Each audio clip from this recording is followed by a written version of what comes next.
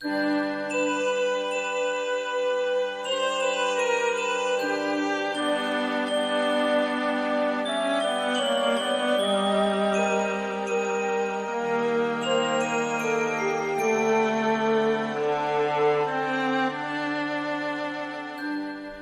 of Wootton Major.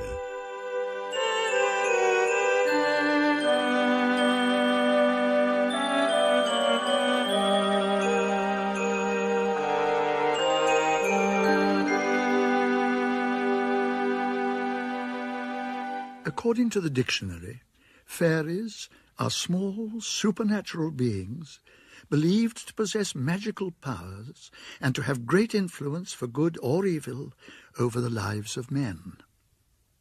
The trouble is, the real folk of fairy are quite different and do not always look like what they are. Their paths and ours seldom meet, and even upon the borders of fairy, we encounter them only at some chance crossing of the ways, as happens in this tale. There was a village once, not very long ago for those with long memories, nor very far away for those with long legs. Wootton Major it was called, because it was larger than Wootton Minor, a few miles away, but it was not very large. And in this village lived Smith. Stand back. Now stand back. The sparks are going to fly. Oh, how did you get to be a Smith, Smith? Well, for one thing, it was my name.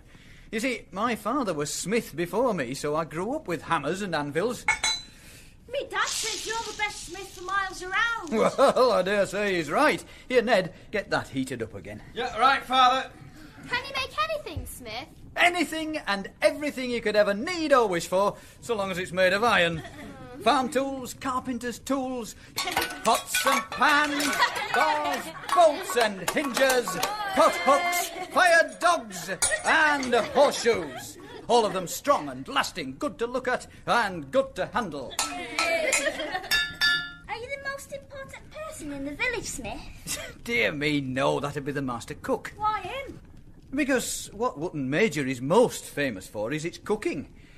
And that's why the master cook lives in that grand house beside the great hall, whereas Ned and I just live here in the smithy. Do you go to all the feasts in the hall? There are so many feasts and festivals in this village, if I went to all of them, I'd never get any work done.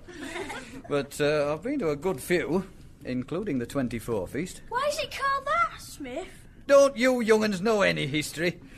Because it's only held once in 24 years, and only 24 children are invited. How'd you get to go? That's difficult. You only get an invitation if you're being good. Which is why it's also known as the Feast of Good Children. Do they have lots to eat? Oh, of course. For that occasion, the master cook is expected to do his best, especially with the great cake. My grandfather was master cook many years ago, but that's the beginning of a long story. Tell us. Very well, then. I was only a few years old at the time, but one day, to everyone's surprise, my grandfather suddenly announced that he needed a holiday, and away he went. When he came back, some months later, everyone said he seemed different, changed somehow. Where'd you been? Nobody knew, and they didn't like not knowing, nor did they like the first thing he told them when he got back.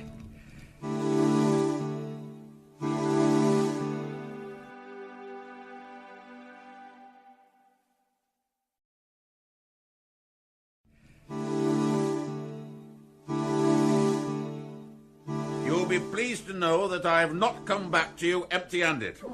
I found myself an apprentice. Meet Alf. Hello. Why, this wispy young thing? Well, scarcely more than a child. Doesn't look strong enough to beat an egg. I'm keeping my eyes open, I used to say, and I'll choose an apprentice when I find one to suit me. Well, now I've found one.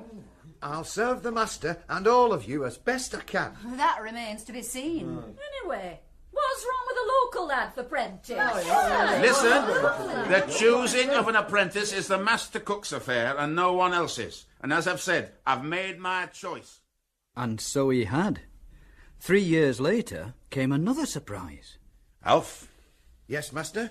Well, lad, This is it. Why are you folding up your aprons? Because I won't be needing them anymore. I'm off. I'll leave you to manage things as best you can, which is always very well. Goodbye for now, Alf. Goodbye. I shall miss you, Master. I don't think the village is going to be too pleased with this news. What do you mean he's not coming back? What a thing to do! And no one to take his place. There's me. You? You're still just a lad. What about Nooks? Nooks? Poor cooking's better than none. But what about the great cake? It's 7 years till the next great cake, and by that time he should be able to manage it. Right then. Nooks it is. So, Noakes it was. He did his best, and he had Prentice to help him. But in due course, the time for the 24 feast drew near. Prentice! Yes, Master. Prentice, about this great cake. It's going to be pretty eagerly awaited, they always are. I'm sure your cake will be much enjoyed, Master. The trouble is, it's not only got to please the children, it's got to be able to satisfy the severest critics. Were you wondering if I had any ideas, Master? Oh, gracious, no, you're only the prentice, Alf. I'm the master cook. No, I was simply about to tell you the kind of cake that we are going to make. Of course, Master. Oh, I think it must be sweet. Yeah. And pretty and fairy-like. That's it. Fairy-like.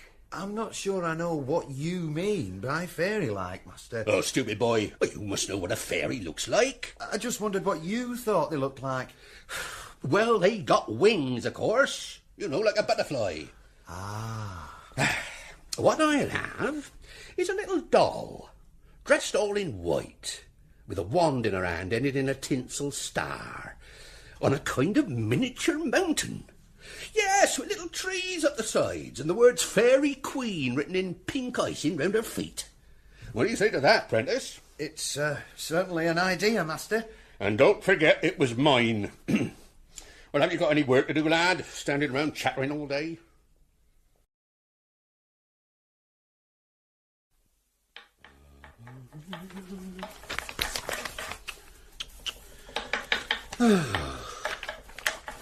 Prentice! Prentice!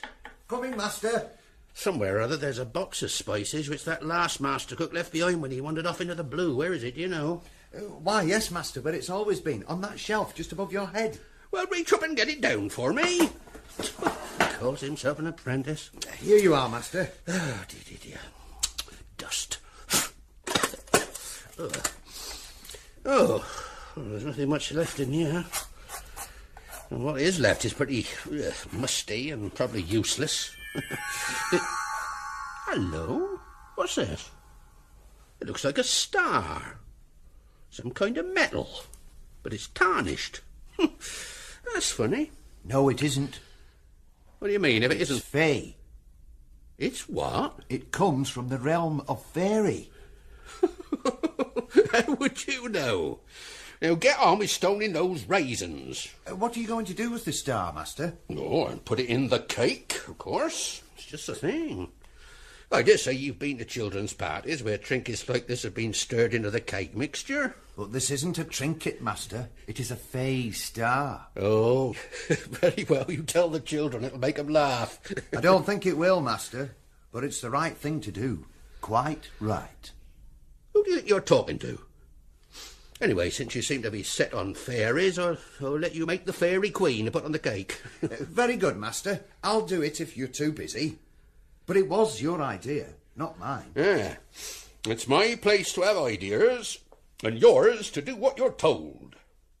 And then came the day of the feast, and that I remember very well indeed, for I was one of the 24 children who were chosen to attend. And now it's time for the great cake. Hurry along, Prentice. Coming, Master. Place it within the ring of 24 red candles. And now, sharpen the knife.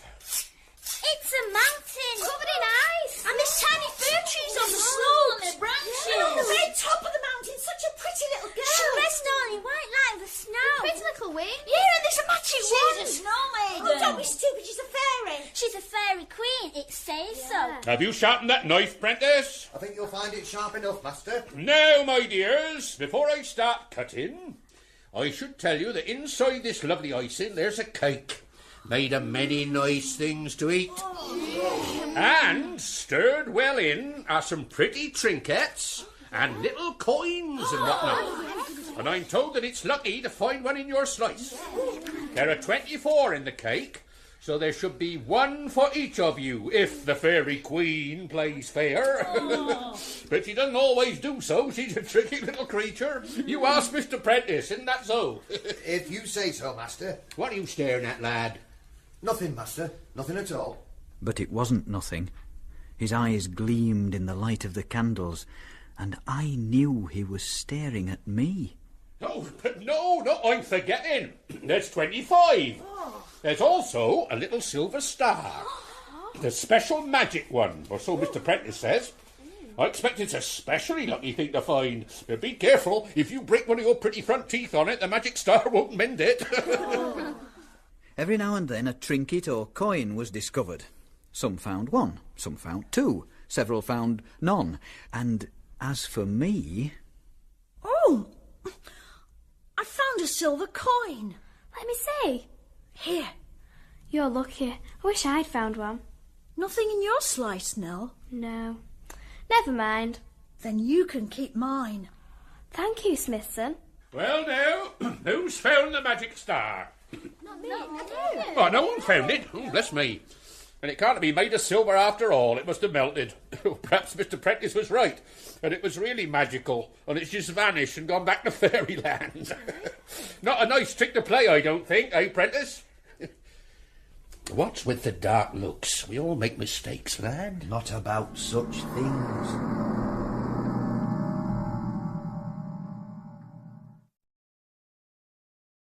What had happened to it was that one of the boys at the feast had swallowed it. How do you know all this? Because I was the boy. What happened to you? Come on, Smith, tell us. Nothing. Nothing. At least not for many months. The feast had been in midwinter, but I didn't find out about the star until one day in June.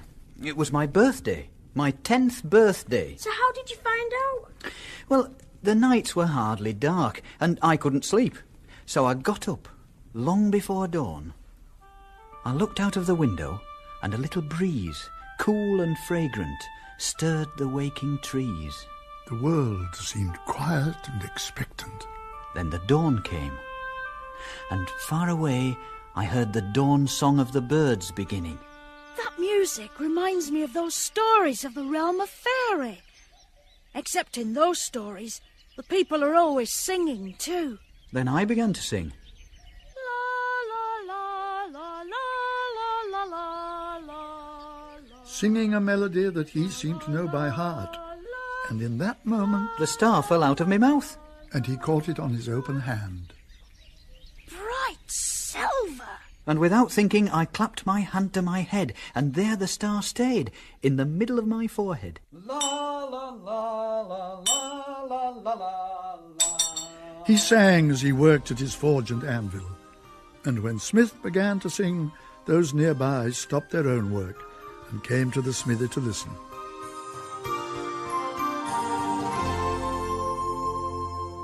I married Nell, the girl I gave the silver coin to that I'd found in the great cake. And we had a son called Ned, and later a daughter, Nan.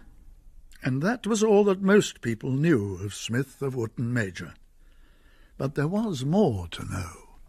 For I had discovered the road to the Perilous Realm, the realm of Faery, and I was welcome there.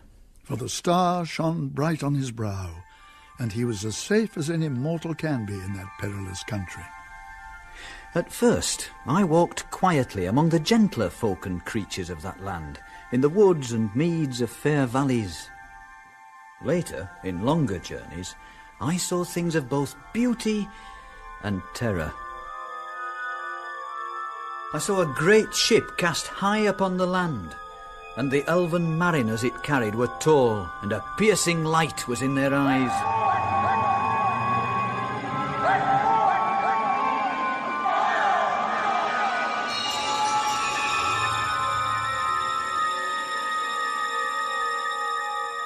and I came to a dale where light like a red sunset came up from a deep lake.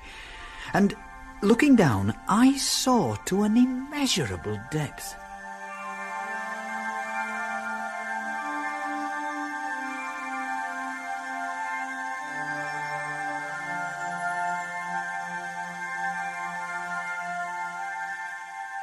At last, I found the road through the outer mountains, and I went on till I came to the inner mountains. Upon a day of days, greatly daring, he came through a narrow cleft and looked down, though he didn't know it, into the Vale of Evermorn.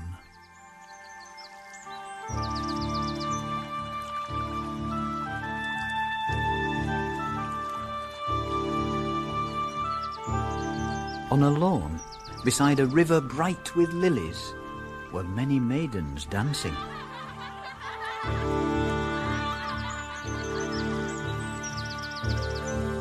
Suddenly they stood still, and then a young maiden with flowing hair came out to meet me.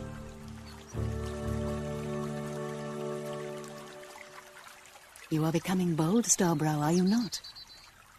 Have you no fear what the Queen might say if she knew of this?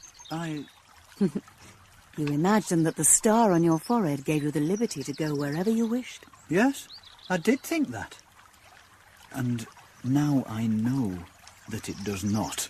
Come, take my hand, come into the ring, and for a while you will have the swiftness and the power and the joy to accompany me in our dance.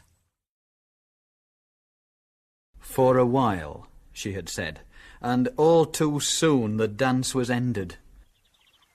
Here, this is for you, Starbrow. A white flower picked from the Vale of Evermorn. Let me set it in your hair. Now, farewell.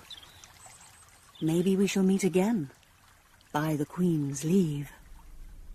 Of my journey home from that meeting, I remember nothing. Well, Nell, I'm back.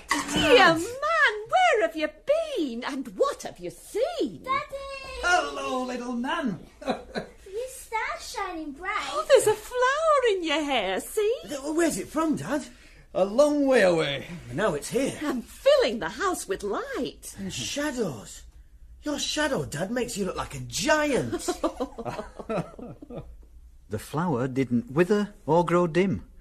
I made a little casket with a key for it, and we kept it as a secret and a treasure. Time passed. The years had not halted in the village. Noakes had retired, Alf had become master cook, and another 24 feast was due. One day, in the autumn of that year, I made a far journey, longer than any I had yet made, though I recall little of the ways that I took. Often blindfolded by mist or by shadow, he was guided and guarded until he came to a high place under a night sky of innumerable stars. There I was brought before the Queen herself. Come. Approach. Approach.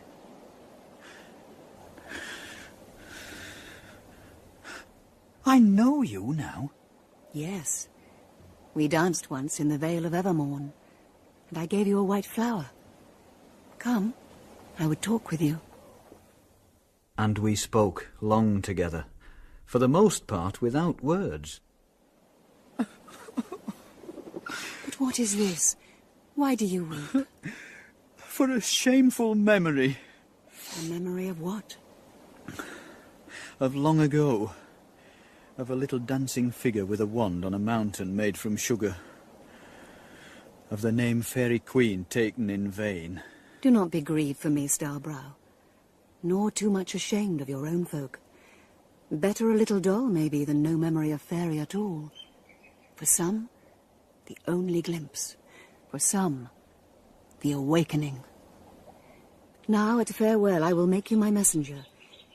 If you meet the king, say to him, the time has come. Let him choose. But, Lady of Faery, where then is the king? If he has not told you, Starbrow, then I may not. But he makes many journeys, and may be met in unlikely places. Now, kneel to your courtesy. My lady. After a while, I raised my head and stood up. Dawn was in the sky. The stars were pale. She's gone.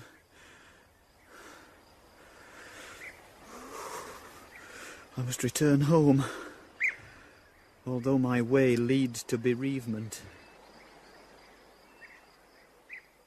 At length, I reached the woods of Outer Faery. Footsteps came behind me, but I was deep in thought, and at first I didn't heed them.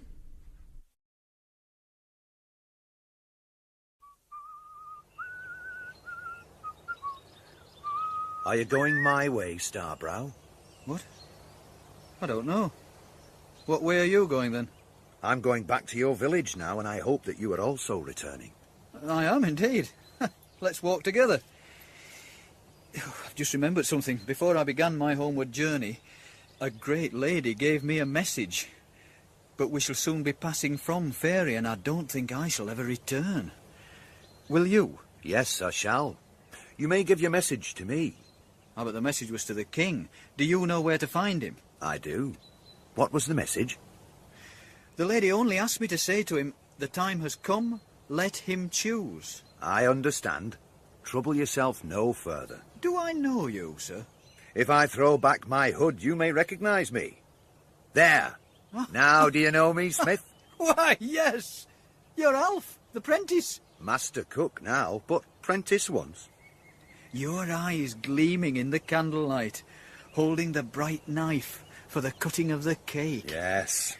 I should like to speak to you, Smith Smithson, before we go back to your country. I've often wanted to speak with you, but although you always looked at me with friendly eyes, you always seemed to avoid talking to me alone.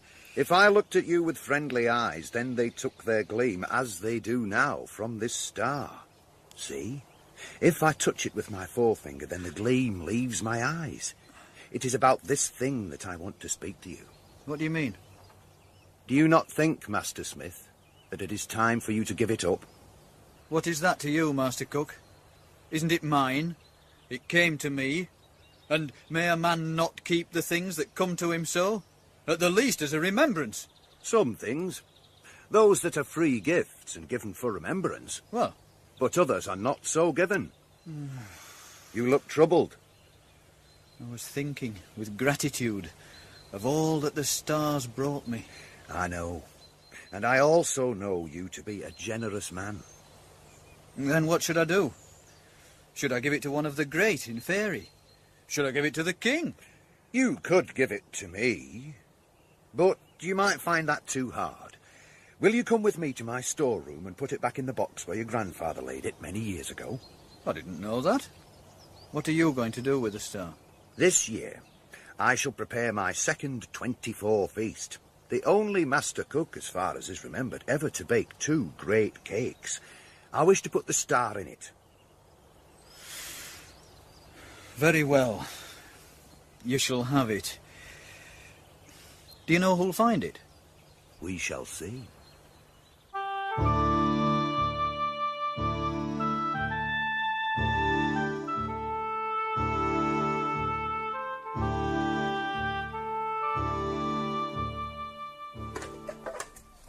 Here's the box from where the star came. If you put your hand to your forehead, it will come away easily. Oh. Smith? A sudden stab of pain. The star burns so brightly. A blurred dazzle of light that seems far away. I cannot see clearly. You must put it in the box for me. You gave me the star freely. It shall go to anyone that you appoint. Oh? So? Well, I wonder what you may think of my choice. I believe you have little reason to love the name of Noakes, but, well, his little great-grandson, Tim, is coming to the feast, though he's not an obvious choice. Neither were you, but I agree. Indeed, I'd already chosen Tim. Then why did you ask me to choose? The Queen wished me to do so. If you'd chosen differently, I should have given way. If you meet the king, say to him, The time has come. Let him choose. But... Lady of Faery, where then is the king? If he has not told you, Starbrow, then I may not. I understand at last, sir. You have done us much honour. I have been repaid. Go home now, in peace.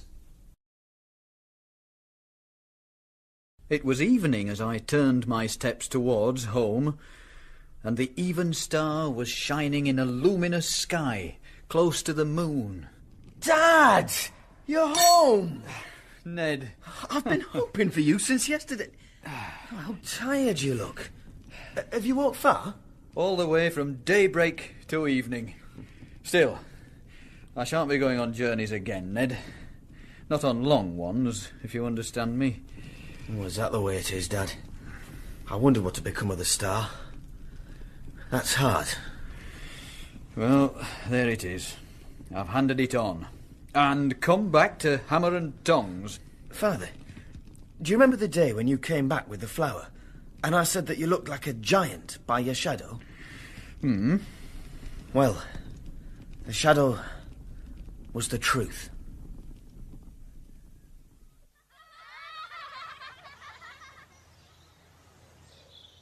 Prentice! I want a word with you, Prentice. What can I do for you, Master Noakes? Well, I was just sitting out here in the sun, trying to have a nap. But that cake's been on my mind again. It was the best cake I ever made, and that's saying something. But perhaps you've forgotten it. No, Master. I remember it very well. But what's troubling you? It's that little trinket, the star. I cannot make up my mind what became of it. Don't trouble yourself about it, Master. Somebody swallowed it. Oh, you might swallow one of those little coins and not notice it, but not that star. It was small, but it had sharp points. I assure you somebody did. Then who? It was Smith's son, Master, and I think it was good for him. Oh, go on, you're having a game with me. Don't be ridiculous. Well, if you won't believe it was Smith, I can't help you. Perhaps it doesn't matter much now. Will it ease your mind if I tell you that the star is back in the box? Huh? See? There it is, Master, down in the corner. So it is. At least it looks like it. It's the same one, Master. I put it there myself a few days ago. It will go back in the great cake this winter. Aha! I see. So you nipped it out before the bacon and kept it for another time. Oh, you were always a tricky fellow. Nimble, one might say. Well, that's cleared up. Now I can have a nap in peace. Goodbye, Master. Huh? Noakes, your knowledge is so great that I have only twice ventured to tell you anything. I told you that the star came from Faery, and I have told you that it went to the smith, and twice you laughed at me. Now, at parting, I will tell you one thing more. Don't laugh again. What? You are a vain old fraud, fat, idle, and sly. What are you talking about? I did most of your work. Without thanks, you learned all that you could from me, except respect for Faery and a little courtesy, and you have not even enough of that to bid me good day. Well, if it comes to courtesy, I see none in calling your elders and betters by ill names. You take your Faery and your nonsense somewhere else, and go along with you. And if you've got one of your Faery friends hidden in the kitchen, send him to me, and I'll have a look at him. If he waves his little wand and makes me thin again, I'll think better of him. Would you spare a few moments for the king of Faery? By this jewel upon my forehead, old man, you are at least not my elder. As to my better, you have often sneered at me behind my back. Do you challenge me now openly? No, sir, no. Oh, don't do me harm. I'm only a poor old man. Alas, yes. You speak the truth. Do not be afraid.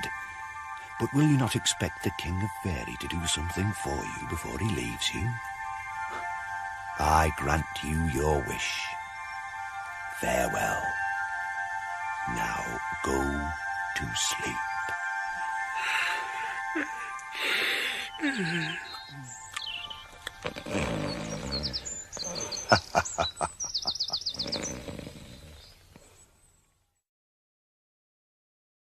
But when he woke, he was convinced that his encounter with the King of Faery was no more than a dream. It must have been that pork at dinner. I must be more careful what I eat.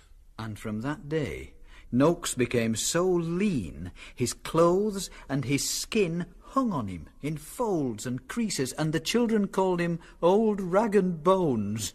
Still, as a thinner man, he lived longer than he would otherwise have done, and indeed just made his century. The only memorable thing he ever achieved. This is the 24 feast, and there are 24 of you. And now for the great cake. It is my second and my last. Mr. Prentice Harper, bring it in. And while Mr. Prentice sharpens the knife, Master Smith will sing. La la la la la la la la. I looked at the children as they sang and danced. Beautiful and lively. Any one of them seemed fit to find the star. But my eyes were mostly on Tim, a rather plump little boy, clumsy in the dances, but with a sweet voice. And now we'll cut the cake. The knife, Mr. Prentice. Yay! And make sure you find all the coins and trinkets. Mr. Cook, Yes, Tim? only cut me a small slice, please. I've eaten so much already, I'm rather full. I'll eat yours. No. For Tim, I'll cut you a special slice. There. I think you'll find it goes down easily. So, you are my heir. I wonder what strange places the star will lead you to. Poor old Noakes. Still, I suppose he'll never know what a shocking thing has happened in his family. Now, I have something to say, and it is this. Goodbye. What? In a day or two, I shall be going away. Master Harper is now quite ready to take over. He's a good cook, and as you know, he comes from your own village. I shall go back home. Goodbye, Elf. Thank you for the cake. Goodbye. Goodbye. Take my hand, little Tim. I must be off. I'm sorry. Thank you. As for the rest of you, I do not think you will miss me. But several families, in fact, did miss Alf. And a few of us grieved at his going. And sometimes we would open the little casket I made and look long at the living flower until the casket closed again. But the time of its shutting was never ours to choose.